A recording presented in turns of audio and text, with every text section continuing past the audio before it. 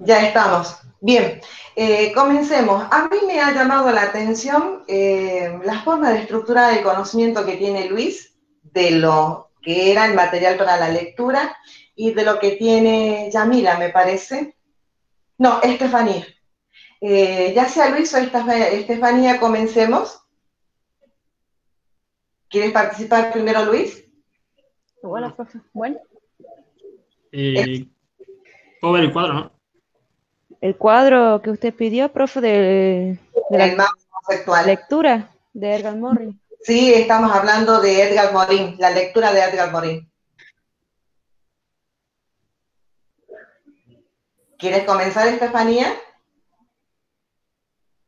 Sí, no hay problema, profe. Bueno, pone tu imagen, por favor, Estefanía. Muy bien, profe. A ver, Ahí ¿se estamos. me ve, profe? Ahí está, bueno. Sí. ¿Vamos a hacer nosotros dos o juntos o cada uno individual? No, comenzamos y yo veo hasta dónde Sí. llega la participación de Luis y luego vamos a ingresar con el resto. Bueno, profe, bueno, el texto que quiere llegar el señor Edgar es que lo que quiere ver o que lo que quiere mostrar es que el sujeto, ¿cómo se llama? Ay, profe, me pongo nerviosa, disculpe.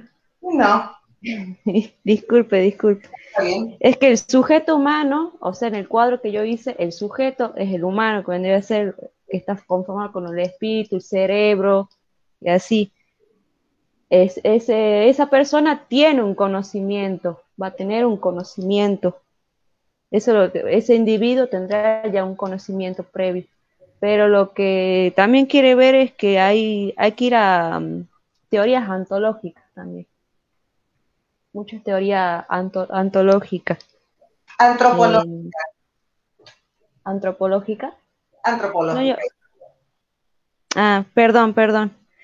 Y es a donde hay, también se puede ver mucho lo que es la sistematización entre la cultura, todo lo que vendría a ser lo que es social para el individuo. Bien.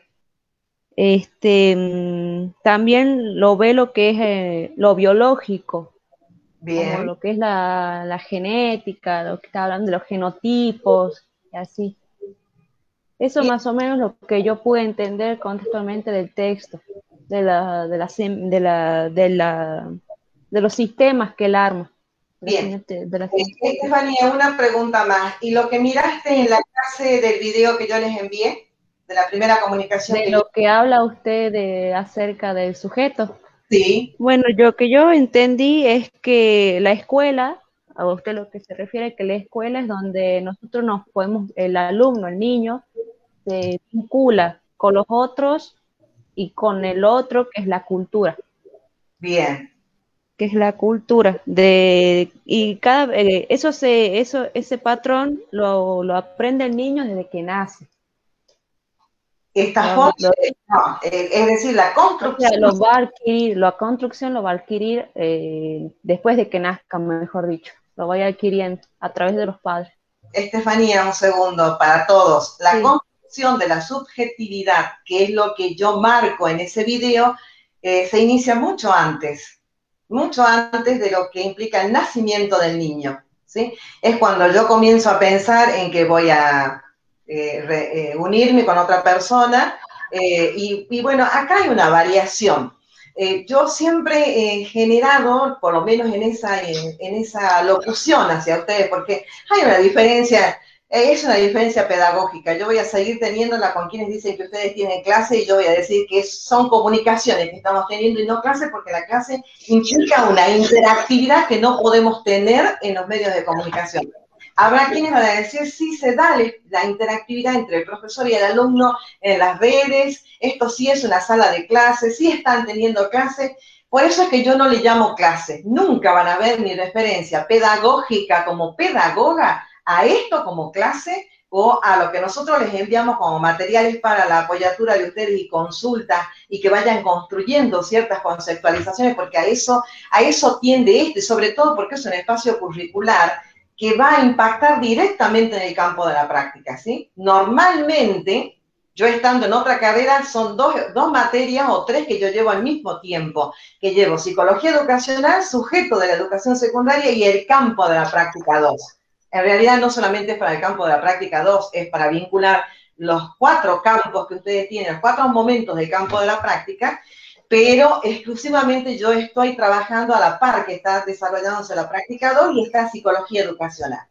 Acá hay una cuestión particular y con esto lo despejo a las dudas, porque en ningún momento van a ver en mí en los materiales que ustedes tengan al alcance que diga clase 1, clase 2, tuvimos clase. Esta es una comunicación, esta es una forma de la que nos estamos comunicando e intentando yo, por mi lado, acercarles materiales para que ustedes puedan construir determinadas categorías que son necesarias en la formación docente para que ustedes puedan tener un desempeño exitoso el día de mañana cuando les toque estar con los alumnos.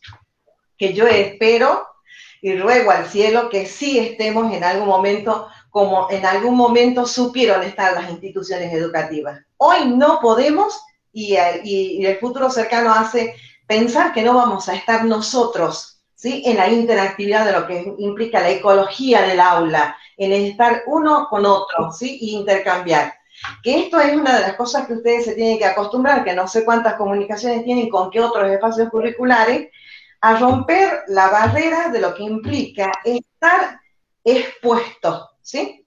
Porque una vez que nosotros decimos algo en las redes o en los medios masivos de comunicación, que podría ser la radio, la televisión, que lo son, un periódico, si yo escribo para un periódico una columna, si yo tengo un programa de radio, si soy una invitada o una entrevistada, si tengo un programa de televisión o soy una entrevistada, inmediatamente la repercusión no queda entre Gina y yo, ¿sí? La pregunta de Gina hacia mí y mi respuesta hacia Gina no queda encerrada entre una conversación y aquellos cercanos que en algún momento la puedan estar escuchando. El alcance y la repercusión que tiene de nuestra presencia en los medios, no tenemos absoluto control, ¿sí? Es decir, me puede escuchar a alguien que tal vez tenga interés, me puede escuchar a alguien que me malinterprete, y aquí vengo.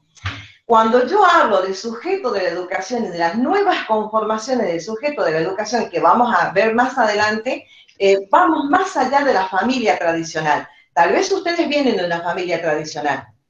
Ustedes me dirán, esas son las historias de vida de ustedes que tiene que revisar el campo de la práctica.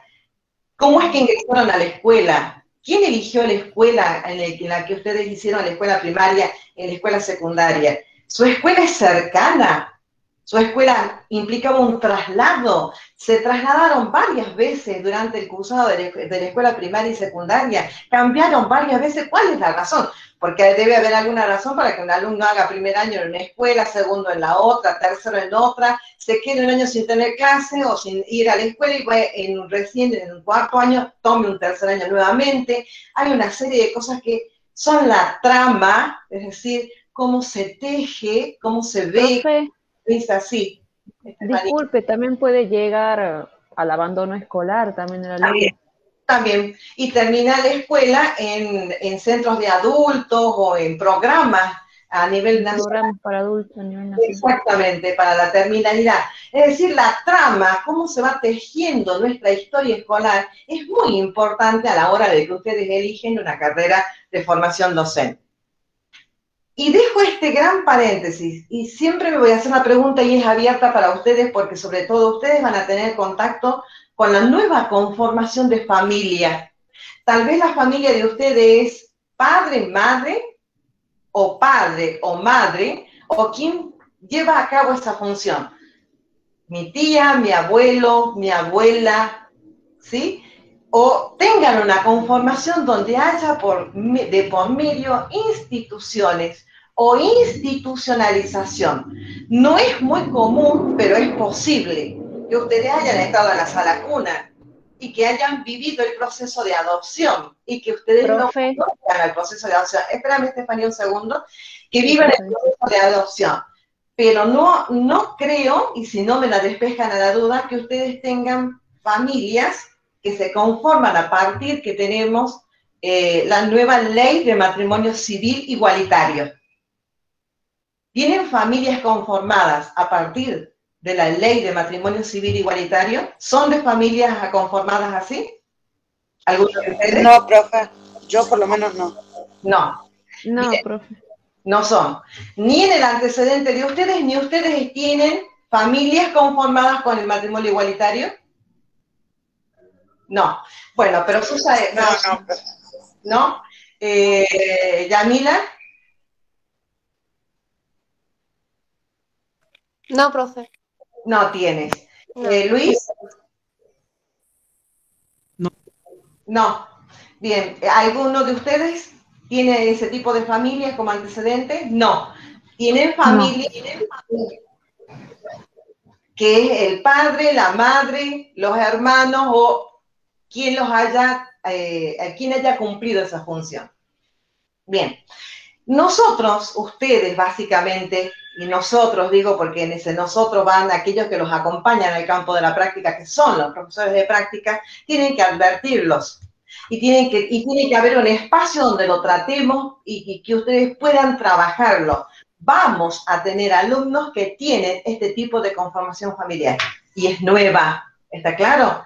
Entonces, cuando nosotros comenzamos a hablar de subjetividad y la conformación de la misma, hablamos de muchos años antes de que ese niño esté presente. Y eso es lo que yo digo en esa clase. Por eso, revisen cuantas veces sea necesario el material hasta que puedan entender y asumir, ¿sí?, que esta construcción de lo subjetivo tiene una relación directa con ese otro que me va a atraer, ya sea que sean dos personas del mismo sexo o que yo sea de un vientre subsidiado de la donación de óvulo o de esperma, que esas son las conformaciones actuales, y que además tenga un vientre subsidiario, ¿sí? Porque ustedes saben perfectamente que dentro de la República Argentina hay varios casos de ese tipo de niños que ya han nacido por el esperma de sus padres, pero compraron el óvulo y hay un vientre de por medio que es el que ha permitido la gestación, porque los humanos siguen viniendo al mundo, como ustedes que van a ser profesores de biología lo conocen exhaustivamente.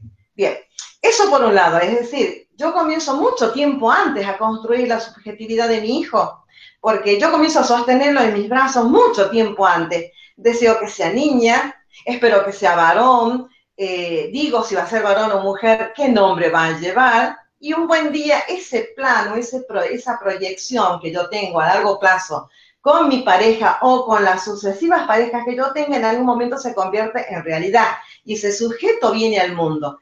Y el intermediario inicial, que es lo que les quiero decir y volver a repetir volver sobre esto, es la madre o quien oficie de madre.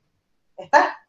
Entonces, ahí en ese momento, las discusiones que aparecen en Edgar Morin van más allá de las discusiones del campo de la psicología y de la forma en la que piensa la psicología con los aportes del psicoanálisis, que ustedes lo tienen como apostilla debajo del video. Lean lo que dice, porque yo se los escribí. Esto es dentro del campo de la psicología y con aportes del psicoanálisis, que nosotros podemos hablar de este tipo de relación con la madre, que es el otro, y la cultura, que es todo lo que nos rodea y las representaciones que tiene esta madre que sostiene ese niño, que lo sostiene en el sentido más amplio de sostener, que es alimentar, que es cuidar, que es hablar con el niño, que es relacionarse con el niño, que es darle calor, que es quererlo, que es presentarlo. En algún momento, creo que Jenny ha sido alumna mía ya en varias oportunidades, nosotros tenemos un libro de cabecera que se llama La historia que heredamos. Y entonces podemos ver perfectamente esto que hago mención o hago alusión en este momento. En el caso de Edgar Morin va más allá y va en las discusiones que tienen que ver con qué es lo que traemos, porque yo en ese momento se los digo, en esa alocución primera que ustedes tienen, yo les digo a ustedes que no solamente contamos con un organismo, y más allá de contar con el organismo biológico, que no es suficiente para el proceso de humanización, porque el proceso de hominización es otra cosa, eso ya ha sucedido históricamente, y ustedes lo conocen por ser profesores de biología. ¿Cuál es el proceso de hominización? ¿Sí? Y los millones de años que ha llevado, y en el último periodo de lo que implica toda la vida en el planeta, en qué momento aparece la vida como nosotros la conocemos y cuál es la evolución que tiene el humano, ¿sí? Y de dónde supone la antropología física que el humano tiene una evolución. Ese es un proceso de hominización, ¿sí? Hasta que llegamos para hablar de un cerebro, para nosotros pensar que tiene 1200 centímetros cúbicos, para hablar del Homo erectus, para hablar del Homo faber, para hablar del Homo faber, y todas las denominaciones que va recibiendo en este proceso de hominización. Pero en el proceso de humanización ingresa un concepto o una categoría para que podamos acercarnos a ese proceso de humanización que implica ingresar a la cultura y que la escuela es uno de los elementos. Por eso interrumpí a Estefanía, porque no es solamente la escuela, es previo, ¿sí? Es la madre, es previo, es en ese pensamiento que yo tengo de ese niño que yo voy a traer al mundo. La escuela es posterior, y es posterior la aparición nuestra, porque primero está en el nivel inicial, después está en la escuela primaria y después está en la escuela secundaria. Ese niño va asumiendo con el tiempo las categorías de niño y todas aquellas herencias alrededor de la categoría de niño, es decir, ¿qué es la infancia? ¿Cómo es tratada la infancia? ¿Cuál es el tratamiento de la infancia? ¿Qué es la escuela primaria? Y la categoría de adolescente, lo único de lo que nosotros podemos dar cuenta biológicamente es de la pubertad. La adolescencia no, porque es una construcción social, ¿sí? Y además que está en nuestra cultura occidental, no está en otras culturas presentes. Y la occidental no es la dominante en el mundo, porque tenemos otras culturas, vamos a hablar de China, podés hablar de Oriente, y no es la misma conformación de lo que nosotros hablamos de adolescencia. No representa lo mismo, no hay, puede ser un periodo parecido, similar, pero no tiene las mismas garantías por parte del Estado y el mismo tratamiento por parte de la cultura, ¿se entiende? Que es ese tiempo, ese periodo, hasta que ingresan en la juventud, y la juventud y la adultez implica asumir determinadas responsabilidades y comenzar con un proyecto propio y externarse fuera de lo que implica el núcleo familiar inicial, ¿está? Entonces, ese gran periodo es parte de lo que es un tratamiento cultural. Son categorías que se manejan al interior de determinadas culturas y de determinados espacios de producción de conocimiento. No va más allá de lo que implica Occidente, sabiendo que Occidente no es la totalidad de las culturas del mundo. Bien, eso es lo que quiero que se comprenda. ¿Cuándo comenzó a construirse? Pero Morin va más allá, y va más allá en la filosofía como categoría, y va más allá y les presenta como organismo biológico. ¿Se lo recuerdan? A ver, Luis, por favor, tu opinión. Digamos, le doy como el cuadro, digamos, que yo hice. ¿Me explico? Sí, por favor, si quieres apoyarte en él.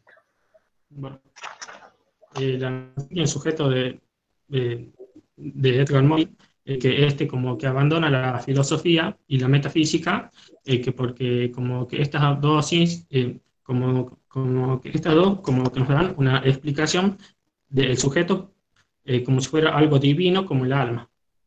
Y esto no es lo que se enfoca él. Que también lo que hace es descartar a lo que serían las ciencias exactas, ya como serían como la biología, la sociología o la física, porque esta como que lo describen al sujeto o físicamente, digamos, y que el término de sujeto como que se termina diluyendo, el que llega. Por eso es que él propone como lo que hizo de Descartes, que fue abandonar los terrenos de las ciencias para poder reflexionar sobre lo que es el sujeto. Lo que hace Descartes es que nos dice que el sujeto sería la fuente de toda verdad, otorgándole como una autonomía que sería la autoorganización de este sujeto. Pero que el sujeto que no puede ser autónomo, porque sí que se toman como las leyes de la termodinámica, ningún sistema puede ser cerrado al 100%, ya que sí o sí va a necesitar energía del exterior para poder vivir, digamos, para tener sus necesidades. Y el sujeto lo que necesitaría sería la información y la energía. La información se presentaría en lo que sería la cultura y el lenguaje, lo que haría para que forme su personalidad, digamos. Y bueno, la energía sería, creo que la comida. Bien, gracias Por eso, Luis.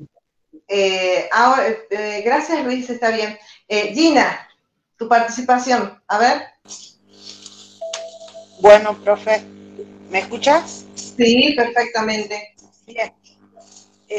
Sí, yo lo que traté de armar en el cuadro fue presentar todas las nociones que tiene en cuenta eh, Morris para definir cómo se va creando el sujeto hasta llegar a una noción de sujeto humano. Primero él tiene en cuenta la noción clásica, que es en donde se divide en dos mundos, un mundo objetivo y uno subjetivo, en donde se tiene en cuenta, no lo termina de unir esta noción clásica, que es lo que necesita el sujeto humano para poder llegar a construirse correctamente, es estos dos mundos enlazados, pero la noción clásica lo mantiene separado. Después él habla de una noción autoeco-organizadora, que para ser más correcta, porque dice que el humano, el sujeto humano, llega a ser autónomo pero dependiente. ¿Por qué? Porque en cierto punto es autónomo de tomar sus decisiones de libertad sobre sí, pero depende del mundo externo a nivel energética, informativa o organizativa. Luego Morris habla de lo que es la noción de individuo-especie, en donde se toma una definición más biológica, como él dice, yendo desde el punto de vista de bio-vida y de la lógica del sujeto, no tanto de la biología como ciencia, sino como la lógica del sujeto vivo, en donde Morris dice de que pasamos a hacer, es una retroactividad, una retroalimentación, esta construcción del sujeto, ya que somos un producto de la sociedad, pero producimos esta sociedad.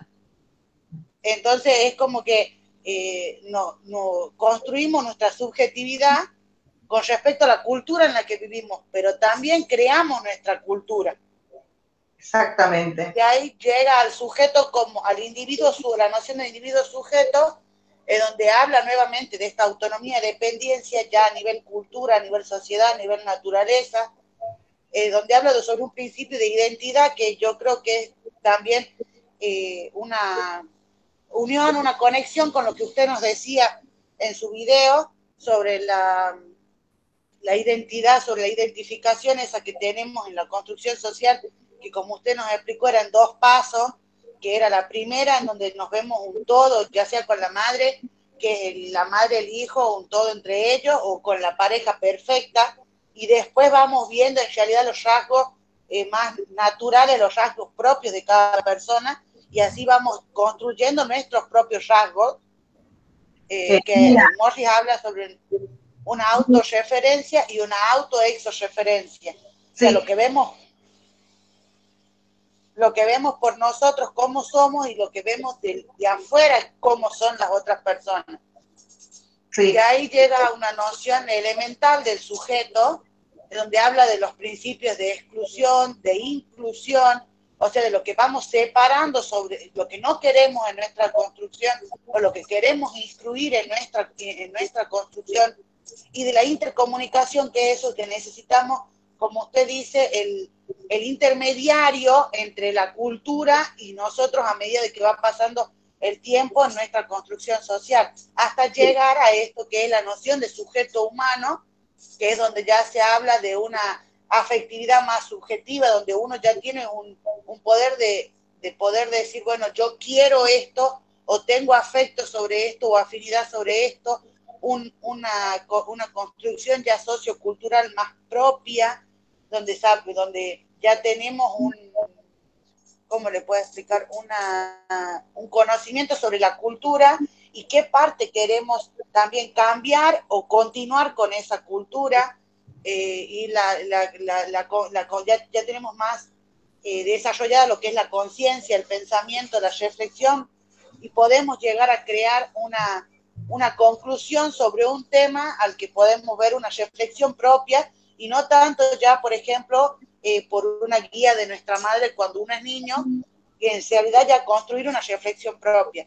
Y lo más importante es que es la comunicación, en donde ya construimos nuestro lenguaje, nuestra propia forma de expresarnos, aparte del lenguaje propiamente dicho que cada uno tiene en su sistema, en su lugar de origen. Sí, esa es más o menos mi guía sobre el cuadro, no sé. Sí, perfecto. Básicamente que no todas las culturas son iguales. No participamos de que nosotros decimos, bueno, es una cultura homogénea. Tenemos la misma lengua, por ejemplo. Hablamos castellano. Hemos ido a las mismas escuelas. Profe. ¿Sí? No, es que no la escuchaba justo, perdón. Hemos ido a escuelas que han sido comunes, de escuela común. Es decir, a primer grado, a nivel inicial, a primer grado, a segundo grado. Hemos pasado por una secundaria que también es gradual. Tenemos experiencia en común, pero no todos participamos de todos los bienes culturales, y uno de ellos tiene que ver con las diferentes formas del manejo de la lengua castellana. ¿Sí? Exactamente. Y no son de menos valor que la que yo manejo académicamente. Tiene el mismo valor, porque le permite al sujeto comunicarse e intercambiar con otros sujetos en este mundo de la cultura. Perfecto, Gina. Felicitaciones. Gracias, profe. De nada. Celeste. Celeste, ¿me escuchas? Sí, profe, acá estoy, ahí la escucho. A ver, te escucho. Bueno, yo en el cuadro puse lo que es noción del sujeto, desde la noción clásica hasta la noción sujeto humano.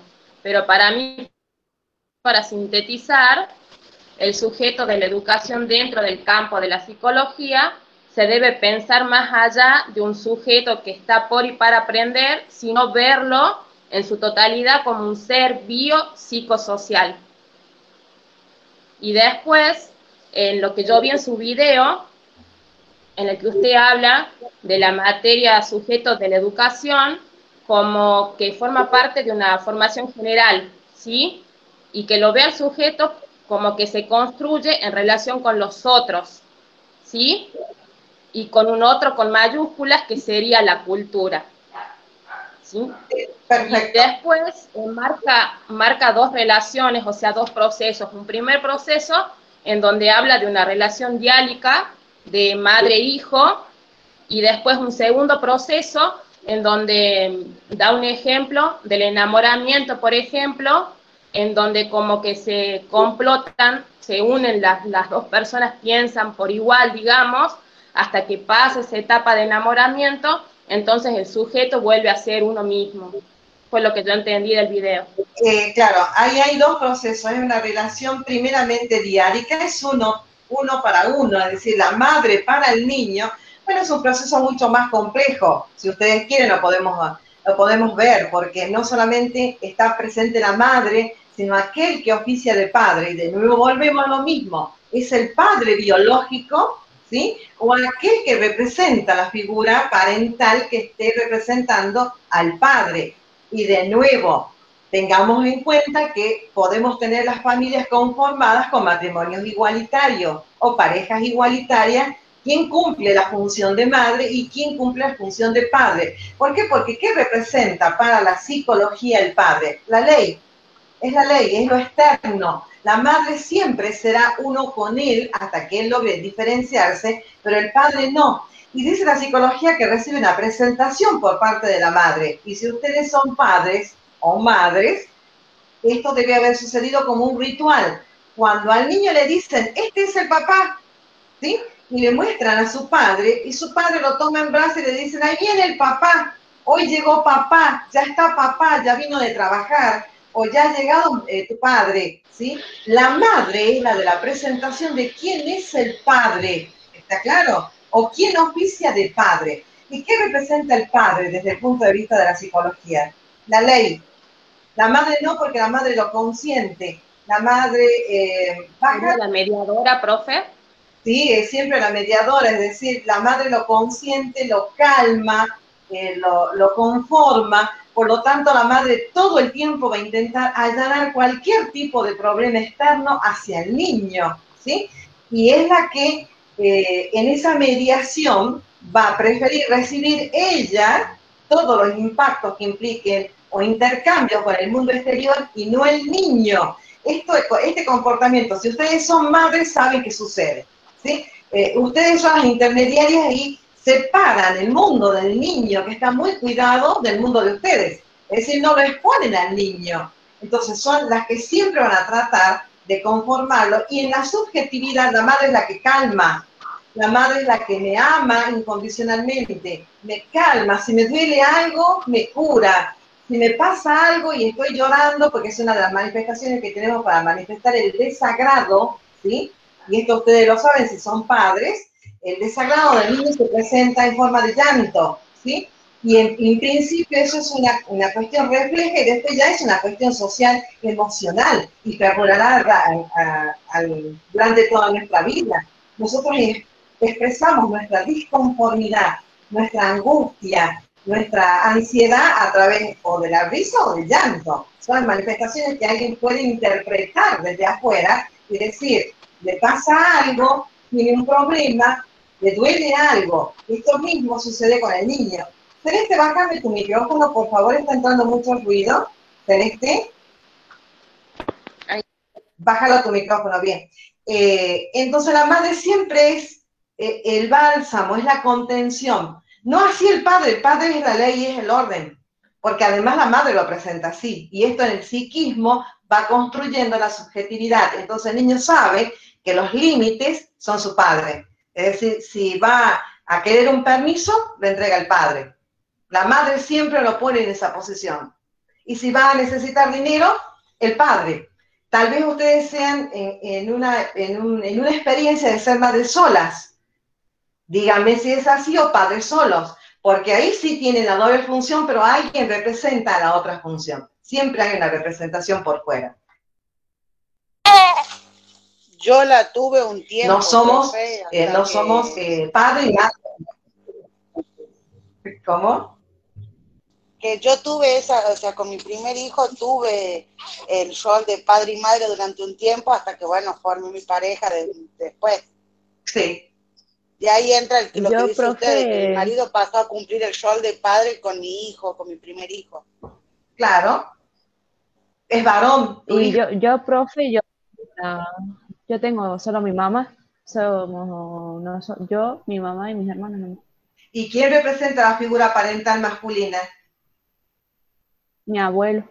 Mi abuelo. Entonces siempre hay alguien y esa figura parental está revestida de esto, de la ley, de los límites. ¿Por qué? Porque estamos conformando una subjetividad y si vamos a hablar de los aportes del psicoanálisis, estamos hablando que la conformamos en la situación o en la instancia yoica, el yo, esto que ustedes pueden ver que está en contacto con ustedes en este momento, mi super yo, que es la ley, que es la que va poniéndome límites. Es decir, no puedo gritar, tengo que pedir las cosas, no tengo que enojarme para que alguien me conceda algo, debo pedir y agradecer. O sea, hay una serie de cosas que se van incorporando que implican la ley y el orden en lo subjetivo, que es el super yo, ¿sí? Y todo lo que tiene que ver con nuestro pasado, no muy reciente, y que no podemos traer inmediatamente a la memoria, tiene que ver con otra instancia dentro de esta conformación, siempre hablando de los aportes que el psicoanálisis le hace al campo de la psicología para pensar el psiquismo, y el psiquismo como parte de esta subjetividad, porque la subjetividad va más allá de la conformación del psiquismo, tiene que ver con nuestro contacto con la cultura, y todas las categorías y los intercambios que realizamos con la cultura. Bien. Yamila, nos falta Natalia, ¿quién quiere entrar para hacer su aporte? Yo, profe. Bien, Natalia. Bueno, yo hice algo parecido a lo de Gina, también lo separé en nociones, noción clásica, donde él separa el sujeto en conocimiento objetivo y subjetivo. Después puse la definición biológica, donde él ahí lo ve como un auto ecoorganización, o sea, un principio de autonomía, una organización recursiva. Y después pasa a la noción de individuo-especie, donde ahí lo tiene ya como productor. También pasé a la noción de individuo-sujeto, donde tenemos una autonomía, donde el sujeto es dependiente de su entorno, de su cultura, de su sociedad. Y el principio de identidad, donde tenemos la objetivación y la disminución con los extremos. También acá encontré yo que entre el principio de la exclusión, donde lo hace totalmente egoísta, que tiene un egocentrismo, y el principio de inclusión, que sí o sí necesita de los otros. Es lo que él ve que necesitamos siempre de la sociedad en sí. Hasta llegar a la noción de sujeto humano, que él lo define como un ser totalmente complejo. Y ahí vuelve a apuntar que necesita de la sociedad y es como autonomía independiente y bueno, de la afectividad, donde él habla, donde el sujeto ahí ya se entorna al él y a los ellos, a los que los relaciona. Y algo muy importante, la comunicación que tiene que tener, y ahí llegamos al lenguaje, lo que decía Gina, y lo que usted remarcaba, los distintos tipos, bueno, que también está relacionado con la cultura, ¿no? Con la cultura. Perfecto. Gabriel, tu turno. Bueno, profe, yo también más o menos lo separé igual, digamos, entre las nociones. Y más o menos, como para ser más corto, es como que él dice que hay un ser biológico, o sea, que tiene que ver con los temas de la biología, digamos, lo que somos, la reproducción y todo eso, un ser social que necesitamos de la sociedad, necesitamos emparentarnos, y bueno, de ahí también está la parte espiritual, que más o menos hace mucho hincapié en esa parte, o en lo espiritual individual, digamos.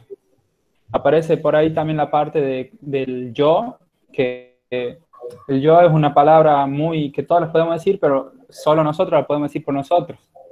Algo así decía. Sí. Es una palabra absolutamente única. Y bueno, después el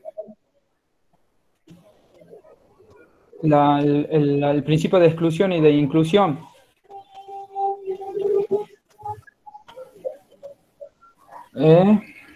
Ahí, profe, me perdí.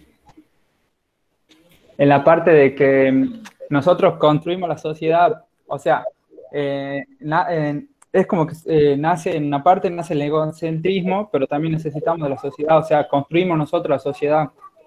Eso tiene que ver en el ciclo biológico, digamos, del ser humano. Y vaya si no, Gabriel, ustedes van a construir la escuela de los próximos 40 años. Yo claro. Ya no lo sé.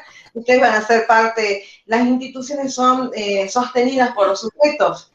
Ustedes van a ser los que van a sostener las instituciones educativas a partir del 2026, 2027, más o menos de esa época. Estamos en el 21, 22, 23, vamos a creer que en el 23 están en cuarto año, y que los puedo ver en el 23, y en el 24, 25 entrarán a trabajar, mirá, 2025. De ahí, 30 años por delante, ¿sí? Mirá si no van a participar del mundo de la cultura y del sostenimiento de una cultura que es la que ustedes van a mediar para poder incorporar a otros sujetos. Bien, Norma, muy bien, Gabriel, gracias. Norma, ¿estás ahí? Nos falta Norma por participar. Norma. Hola, profe, ¿me escucha? Sí, Norma, ahí estás. Profe, quería pedirle disculpas porque la verdad que hoy tuve muchos inconvenientes. Yo vivo en Pirquita. Sí. Y me quedé sin luz, después me quedé sin internet, que todavía, así que me vine a la casa de mi mamá, Sí. y ahora estoy acá. Así que le digo la verdad que yo había repasado anteriormente, Sí, yo repasé un poco, sé que mucho no me acuerdo porque no tenía internet ni para mirar el video, nada, sí, pero lo que le puedo decir es que estuve viendo desde sujeto humano y el conocimiento como la base, de ahí sale el individuo como sujeto biológico, desde su dimensión cognitiva. Este funcionamiento biológico está separado por un funcionamiento psicológico y lo convierte, a donde predomina, mejor dicho, el individualismo, eh, donde toma decisiones, no toma decisiones, tiene una visión de mecanismo y determinación. Y luego vamos al Homo evolución biológica, y bueno, y ahí pasamos a la dimensión sociocultural o de la evolución sociocultural, y también recuerdo que dice que el objetivo es considerar todos estos conceptos, digamos, de humano, para que todos ellos se articulan y elaboran la noción de científica de lo que sería el sujeto. Sería más o menos lo que yo recuerdo, porque les digo la verdad que hoy no pude repasar, así que como que tomo lo que recuerdo de lo que hice. También por eso se lo mandé en una foto, así que bueno, le pido disculpas, pero la verdad es que hasta ahí nomás llegué, profe. Gracias, Norma. No, a mí no me pidan disculpas porque no me ofenden, por favor. El tema está en que ustedes cada día se hagan más capaces para la escuela que viene. Estamos viviendo una situación de excepcionalidad desde el año pasado. No sé cuánto tiempo más va a permanecer, ni si van a tener en sus carreras, no como formación docente, sino más allá de la formación docente, cuando les toque ejercer, no van a tener situaciones de excepcionalidad que necesiten de estas herramientas y deben aprender a manejarlas para que puedan tener una performance o un desempeño que sea exitoso, porque de nada nos vale que sigamos insistiendo en escribir con lápiz y papel si el futuro de la educación pasa por este lugar, o en algún momento ustedes van a tener parte que va a estar vinculada a este tipo de comunicaciones remotas y otra que será una comunicación interactiva dentro de lo que implica el espacio del aula. ¿Me entienden? A mí no me pidan disculpas, no me están ofendiendo, no me molestan, simplemente lo aclaro. Yo les acepto la primera intención y el primer trabajo, pero luego vamos a comenzar a incorporar más herramientas. Y es lo que les dije, si no las tienen a mano, hay que pedir una máquina o acercarse a los puntos digitales donde nos puedan prestar una computadora o donde yo pueda manejar mejor las comunicaciones. En el caso de Fray Mamerto, usted lo tiene y la Intendencia sabe que los alumnos pueden recurrir en algún momento por ese tipo de prestaciones. ¿Quién me falta de que participe? Les voy a dejar aclarado, esto se convierte en una imagen que se alberga dentro del sistema. Ustedes quieren el link, lo quieren para repasar luego o para tenerlo como constatación de lo que hacen, yo puedo sacarlo al link, ponerlo en el grupo de WhatsApp y ustedes pueden entrar cuando quieran a las exposiciones de ustedes. O si hay algo que yo dije que no esté en el momento, que no esté en algún video, que no esté en el video contemplado y quieran hacer algún tipo de aclaración o repaso en el momento de los exámenes parciales. ¿Se entiende? Entonces yo puedo sacar el link que va a quedar albergado acá y ustedes entran a este sistema. No van a entrar al sistema de la pantalla que tiene YouTube, pero sí van a entrar al sistema de la pantalla que tiene la mensajería interna del mail institucional. Si ustedes lo quieren, yo les saco el link para que ustedes lo puedan ver. Esto pasa unos minutos luego de que se graba. Sí, por favor, Sí, profe, por así favor, tenemos profe. para poder repasar. Bien, porque hay cosas que puede ser que en el video no aparezcan porque uno trata de condensar lo más posible, porque ya saben cómo son las plataformas de tiranas. Suben una cantidad de tiempo, no quieren otra, y hay a veces que validar o doble validación para algunas cosas que puedan llevar una extensión superior a la que ustedes han comenzado a a tener alcance, ¿no? Este sí, porque este se va a quedar albergado en el sistema y les va a permitir a ustedes volver sobre algunas categorías o algunos conceptos que hayamos trabajado acá, que sí es cierto, no les aparece porque yo no traté en ese momento la nueva conformación familiar. Bien, ¿quién nos falta por participar? ¿Yamila? ¿Yamila? Sí, a ver. Bueno, yo lo que entendí por sujeto y por lo que leí de Edgar Morin, creo que todo lo que él habla en su texto se relaciona muchísimo a lo que usted nos dijo en YouTube. De una u otra forma, él habla de lo mismo, ya que usted como hizo mención del sujeto como algo vivo, pero que necesita ser mediado por alguien, vendría a ser la madre en este caso. Él habla lo mismo, ya que acá dice que nosotros tenemos que estar mediados por una sociedad. Él creo que habla de lo mismo y aparte de la propia identidad. Bueno, como su video habla de que somos mediados por una madre, creo que también en ese caso también salimos desde la madre, salimos afuera y tenemos una sociedad que también nos media, en el sentido de nosotros como docentes somos mediados. Nosotros como docentes vamos a ser mediadores de niños, ¿verdad? Y nosotros vamos a formar al sujeto, ¿verdad? Sí. El sujeto, lo que yo entendí, bueno, tiene una identidad propia, que quiere decir que por primera parte el sujeto va a tener una identidad propia por primera parte cuando es niño, mediada por la madre, que quiere decir que va a ser un todo entre ellos. Yo soy todo para mi madre y mi madre es todo para mí.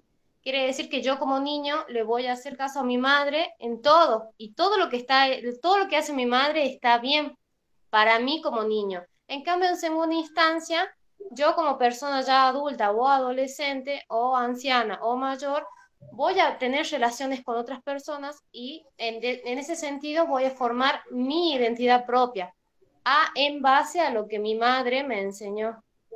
Entonces ahí voy a tener mi propia identidad. Y es ahí donde yo voy a partir de mi cultura, como dice la frase, soy producto de productores y yo voy a ser productor en el día de mañana. Entonces, ¿qué quiere decir?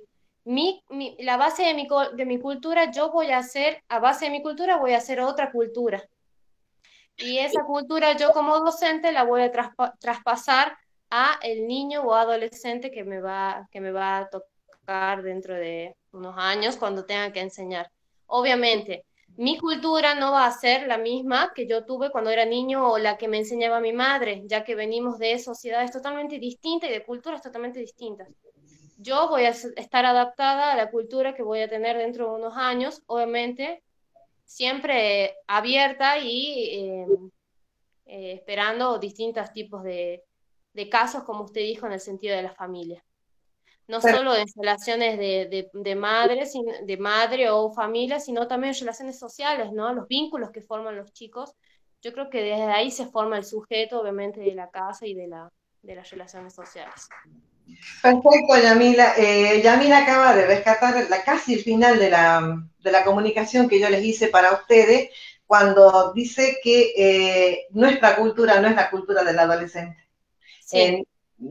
Compartimos con ellos un mismo espacio temporal que implica la estancia de ellos en las instituciones, pero nuestras culturas son completamente distintas. Se han construido en su mayoría, en su mayor parte, en otros momentos, en otros tipos de escuela, y que hay que hacer un ejercicio de la tolerancia y comenzar a incorporarnos, obviamente, al mundo de la cultura en el que ellos están, porque de nada nos va a servir, no vamos a poder mediar esto que yo les decía recién. Vivimos una situación de excepcionalidad, pero en realidad nos lleva a un ejercicio intensivo de las formas de comunicación que tiene el adolescente actualmente. Obviamente mucho más exquisita que las nuestras. Nosotros manejamos el 1% de la cantidad de cosas que ellos manejan porque es en esa cultura en la que nacieron. Mucho más los alumnos de ustedes. Los alumnos de ustedes van a ser al 2030, al 2035, es decir, son los que todavía no han nacido y van a nacer en culturas y en sociedades con la complejidad que tienen actualmente, es decir, en sociedades que ya habrán pasado un evento que nadie más que ustedes podrá contar. Y ese evento que nadie más que ustedes puede contar en primera persona es el hecho de ser, y eso espero, ser sobrevivientes de una pandemia, haber asistido como profesores de biología a la aceleración de la ciencia y para que tengamos una vacuna en un tiempo récord y para que hablemos de una vacuna que no responde a los cánones que respondía hasta hace una década, ¿sí? Porque lleva una década o más de una década aquellas que habrán sido programadas y producidas en el mundo de los científicos, en los laboratorios, al servicio de la humanidad, obviamente. Es decir, este evento, ¿sí?, será narrado por ustedes en el 2040 o en el 2045 a sus alumnos, y sus alumnos lo van a mirar así como diciendo, ¿de qué habla? ¿De qué habla si es que no tenemos si es que la humanidad no pasa por otras situaciones que sean aún más caóticas, ¿no? Bueno, ustedes son profesores de biología y saben perfectamente que nuestro planeta está viviendo instancias, obvio, que por nuestra intervención, que tienen que ver con deterioro de la vida silvestre, deterioro de la naturaleza, y esas son las consecuencias, o las posibles consecuencias. No sabemos aún todavía, a ciencia cierta, cómo es que tenemos esta pandemia, cómo ha comenzado, cómo se ha producido, porque todas son hipótesis. Todavía no hay un discurso dominante en el mundo que nos cuente. Aún no sabemos todavía cómo vamos a reaccionar luego de ponernos la vacuna, y si en algún momento vamos a lograr dominarlo, y esto será un capítulo más, y contaremos por 2 años, el 20 y el 21, como los años de la pandemia, ¿sí? Y ustedes podrán contarlo, serán los mediadores entre esta cultura de hoy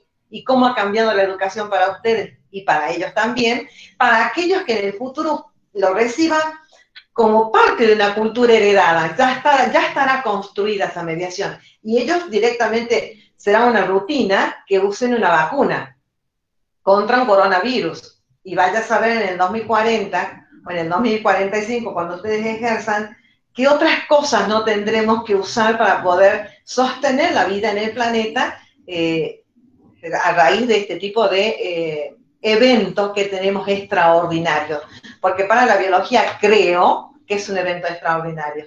Tener una pandemia no es de todas las tardes ni de todos los días, y ya llevamos 1 año y medio largo tratando de salir de esta crisis, que esta crisis lo que produce es deterioro económico, deterioro de relaciones parentales, deterioro de relaciones institucionales, porque la distancia en los humanos se paga con esto, se paga con la distancia, se paga con esta situación, ¿sí? Ustedes tienen que establecer comunicaciones con nosotros de esta naturaleza, no hay otra. Es decir, no podemos, y si estuviéramos en el establecimiento no podemos estar cerca. Que esa es la otra cosa, que el mundo de los humanos se ha construido alrededor de los vínculos cercanos.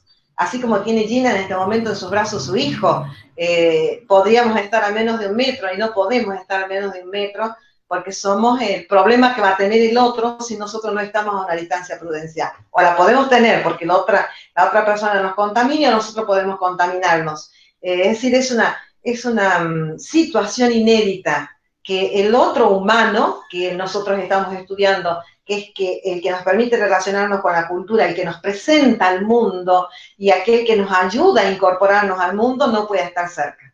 No tiene digamos, una correlación. No lo hemos vivido, yo no lo tengo. Es decir, yo no tengo en mi historia una situación parecida, ¿sí? Y aquellos que han vivido la peste española tampoco están vivos como para transmitirnos, ¿sí?, de padres a hijos, o de abuelos a padres y a hijos, o a bisabuelos o a nietos, este tipo de experiencia. Ha pasado tanto tiempo que no tenemos sobrevivientes de aquel momento para decir que pueden contarlo en primera persona. Ustedes sí, y pueden intercambiar.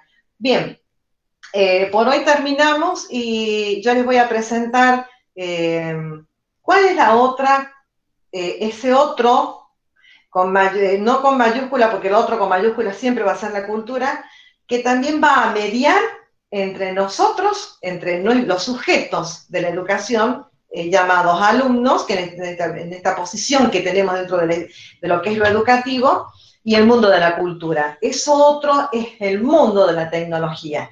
Les voy a acercar un video inicialmente, por favor, yo les voy a dar las coordenadas para que ustedes lo puedan mirar.